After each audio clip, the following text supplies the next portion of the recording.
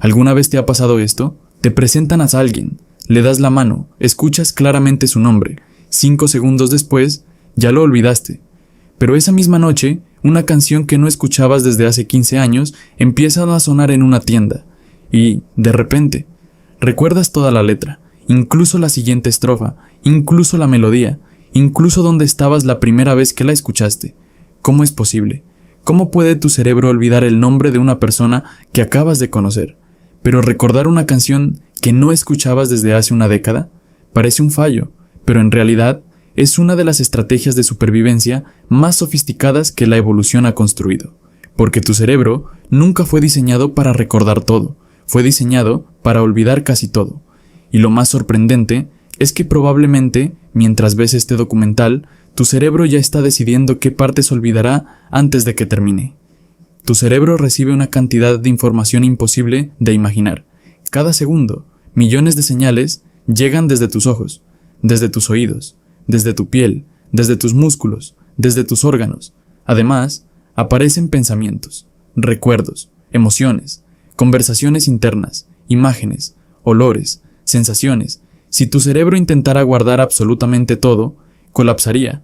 Por eso existe una regla silenciosa, una regla que decide qué merece permanecer y qué desaparecerá para siempre. Esa decisión ocurre mucho antes de que seas consciente de ella.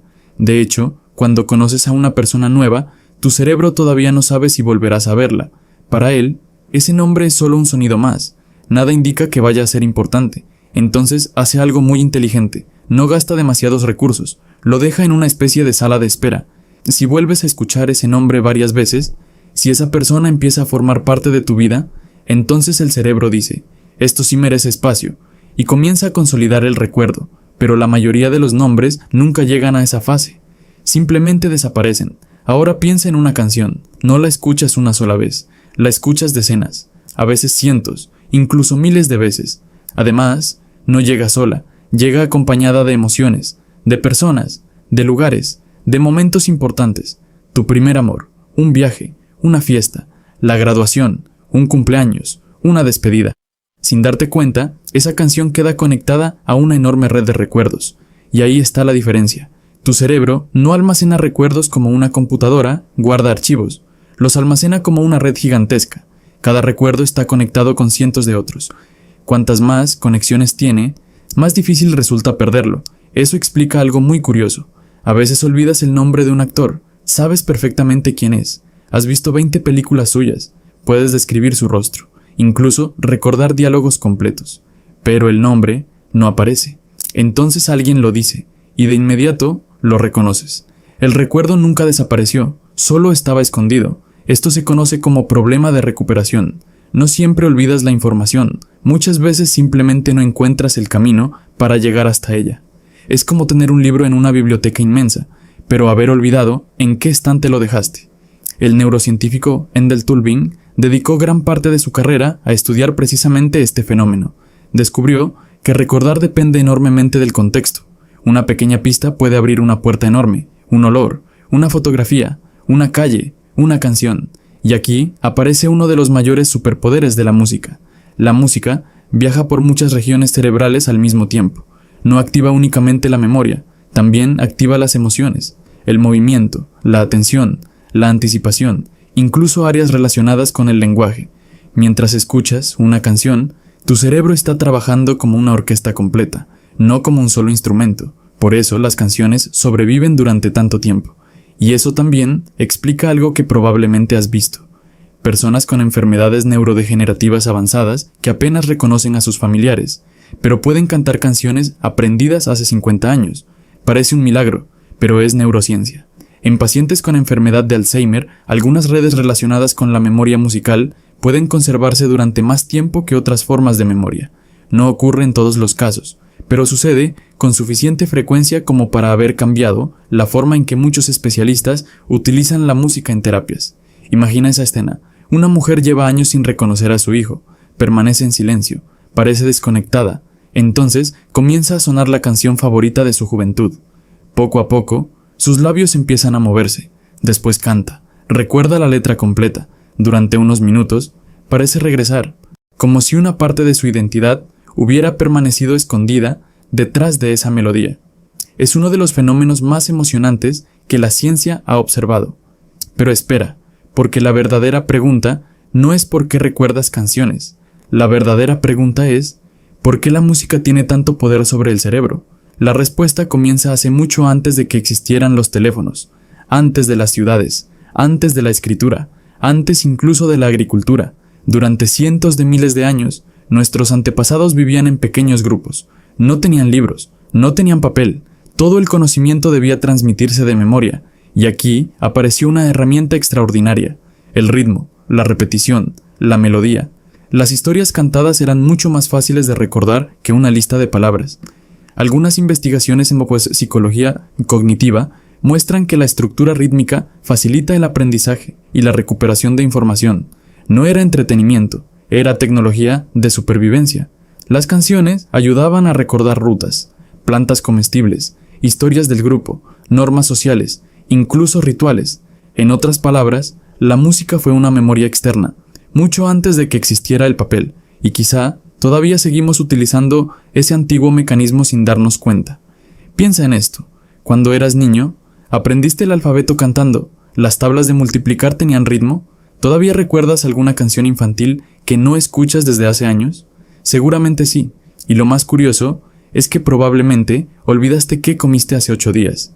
Eso no significa que tu memoria sea mala, significa que tu cerebro considera mucho más útil conservar información organizada mediante patrones, porque los patrones son fáciles de reconstruir. Una melodía incompleta invita automáticamente a completar el resto. Es el mismo motivo por el que, cuando alguien canta «cumpleaños feliz», tu cerebro ya sabe cuál será la siguiente frase, incluso antes de escucharla. Ese fenómeno se llama predicción, y al cerebro le encanta predecir, porque predecir significa ahorrar energía, y ahorrar energía siempre ha significado sobrevivir.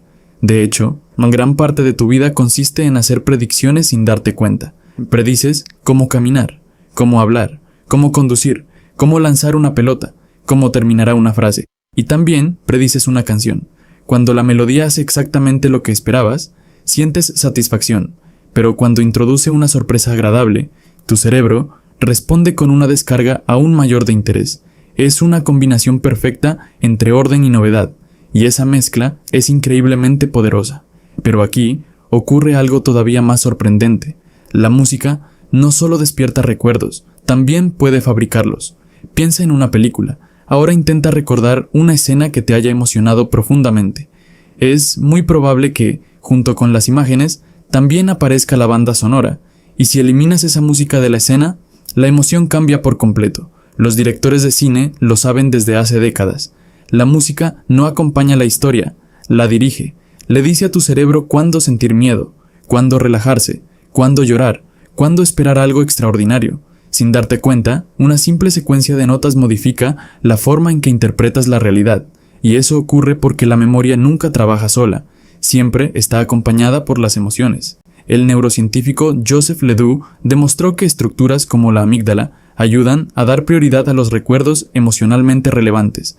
En otras palabras, si algo te hizo sentir mucho, tu cerebro aumenta las probabilidades de conservarlo. Por eso recuerdas exactamente dónde estabas cuando ocurrió un acontecimiento que cambió tu vida. Una buena noticia, un accidente, una despedida, una celebración. Pero casi nunca recuerdas un martes cualquiera de hace 3 años, porque para el cerebro no todos los días tienen el mismo valor. Y aquí aparece una pregunta inquietante. Si tus emociones deciden qué recuerdas, ¿hasta qué punto tus recuerdos representan realmente la realidad? La respuesta puede resultar incómoda, porque la memoria no funciona como una cámara de video, funciona más como un editor de cine. Corta escenas, elimina detalles, añade otros, reordena acontecimientos y construye una historia que tenga sentido para ti. Cada vez que recuerdas algo, lo vuelves a reconstruir, y durante esa reconstrucción, también puedes modificarlo. La psicóloga Elizabeth Loftus dedicó décadas a demostrar precisamente eso. En numerosos experimentos consiguió que personas recordaran acontecimientos que jamás habían vivido. Algunos aseguraban haber visto objetos inexistentes. Otros estaban convencidos de haberse perdido de niños en un centro comercial, cuando nunca ocurrió. No mentían. Realmente lo recordaban. Su cerebro había construido un recuerdo completamente nuevo. Eso significa que recordar no consiste únicamente en recuperar información, también implica crear, y eso explica otro fenómeno cotidiano. ¿Alguna vez discutiste con un familiar porque ambos recordaban el mismo momento de forma completamente distinta? Los dos estaban seguros, los dos parecían sinceros, y, sin embargo, las dos versiones eran incompatibles. Lo más probable es que ninguno estuviera mintiendo. Simplemente, cada cerebro reconstruyó aquella experiencia desde perspectivas diferentes. Ahora, volvamos a los nombres. ¿Por qué resultan tan difíciles? Porque normalmente llegan solos. No tienen contexto, no tienen historia, no tienen emoción. Conoces a alguien en una reunión. Te dice, hola, soy Carlos. 5 segundos después ya estás pensando en qué responder, en cómo continuar la conversación, en si estás causando buena impresión. Tu atención abandonó el nombre casi inmediatamente, y sin atención, la memoria tiene muy pocas posibilidades de funcionar. Aquí entra en juego una región fundamental del cerebro, el hipocampo. A pesar de su nombre, no tiene relación con los caballos. Es una estructura con forma curva situada en el lóbulo temporal. Su trabajo consiste en transformar experiencias recientes en recuerdos más duraderos. Podría compararse con el bibliotecario del cerebro. Recibe miles de experiencias cada día y decide cuáles archivará y cuáles terminarán en la papelera, pero ese bibliotecario tiene un problema. Solo puede trabajar correctamente cuando prestas atención. Si tu mente está distraída, el archivo nunca llega. Por eso olvidas el nombre que acabas de escuchar, mientras recuerdas perfectamente una conversación emocionante, o una canción que sonó durante aquel viaje inolvidable. La atención es la puerta de entrada de la memoria, y nunca había sido tan difícil mantener esa puerta abierta como ahora. Vivimos rodeados de notificaciones, mensajes, videos cortos, titulares, sonidos, alertas. Cada pocos minutos, algo intenta robar tu atención, o quizá cada pocos segundos. Seguro te ha ocurrido. Vas a buscar una información en tu teléfono, lo desbloqueas, lees un mensaje, entras a una red social solo un momento, aparece otro video, después otro, y cuando finalmente levantas la vista, ya no recuerdas qué ibas a buscar. No fue falta de inteligencia, fue un cambio constante de atención, y cada cambio obliga al cerebro a empezar de nuevo. Diversos estudios sobre multitarea muestran que alternar continuamente entre tareas reduce el rendimiento y dificulta la consolidación de información. Nuestro cerebro no evolucionó para procesar decenas de estímulos simultáneamente, evolucionó para concentrarse. Paradójicamente, hoy tenemos más información que cualquier generación anterior, pero también más dificultades para recordar lo importante, porque recordar nunca dependió únicamente de almacenar datos, dependió de elegir bien aquello a lo que prestas atención. Y quizá esa sea la verdadera pregunta. No qué estás olvidando, sino ¿qué está ocupando el lugar de aquello que realmente merecía ser recordado?